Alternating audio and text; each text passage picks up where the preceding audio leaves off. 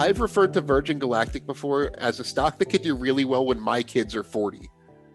I think it is just very, very early in that industry. But just to run through some statistics, the stock's trading for about $54 today. It's up big today. There's some big news that I'll get to in a second. $13 billion market cap, 27% short interest. I would not be surprised at all if that short interest fell today. If a lot of what we're seeing is short covering because of this good news. Up 127% year to date.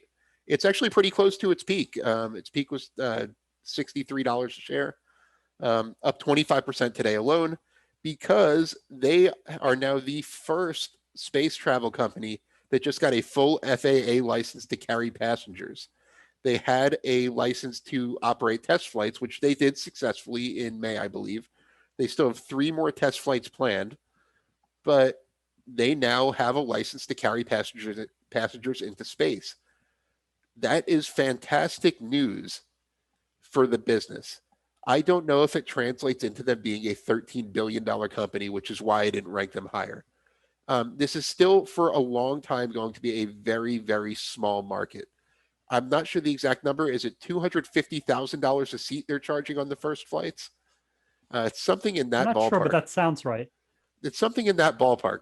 There is a very limited group of people who could not only afford that, but who would want to take the risk of going on one of the first few passenger space flights. So it's going to be a very small market at first. And by at first, I mean for years. This is still a pre-revenue company. They've collected deposits and things like that, but they haven't actually generated any revenue yet. But on the other hand, it's usually a bad idea to bet against Richard Branson. I can say that much. If you just get historically, he wins. He's a winner. But I like today's news. I do not own the stock. I was thinking about buying it earlier this year when it was in the teens. Missed opportunity, I guess you would say. This was Chamath Palihapitiya's first SPAC. This was IPO-A for those who don't know the SPAC history. And I want to, Anand, have you ever seriously considered this for your own portfolio? Well, I bought a basket of the Chamath SPACs. So I've got Virgin Galactic and I've got Clover Health. Even though neither of them are ones where I'd naturally be hyper bullish, in a vacuum, right? Partly because of expertise.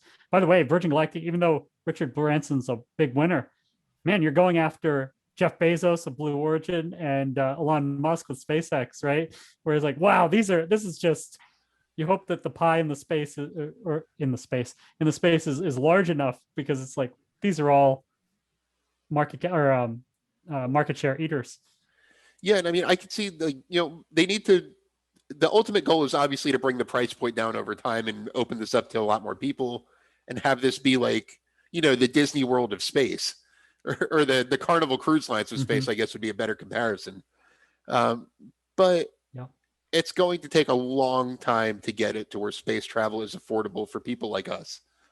I don't know about you. I don't have $250,000 to take a quick flight into space. I also don't have the courage. Right. Even if I did, I wouldn't want to be one of the first. Right. I would somehow find $250,000 to not get on that flight. If I had, I'd probably owe money to maybe get my legs broken or something. Yeah. In my mind, it's build up a 10-year safety track record, and then I would think about it. Right.